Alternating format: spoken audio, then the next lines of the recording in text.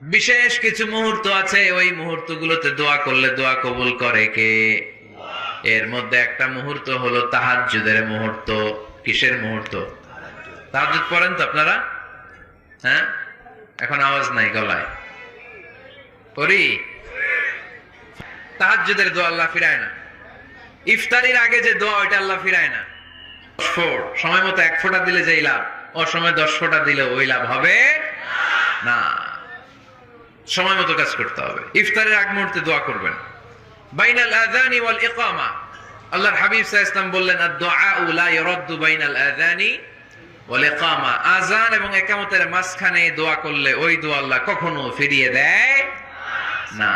যে আল্লাহর হাবিব বললেন, দুবুরা সালাওয়াতিল মাকতুবা, প্রত্যেক ফরজ সালাতের পরে আমরা যে আল্লাহর কাছে দোয়া করি, ওই দোয়া কবুল করে কে? তাসবিহ পড়বেন আগে, এরপরে দোয়া। ওইটা আমাদের দেশে যেটা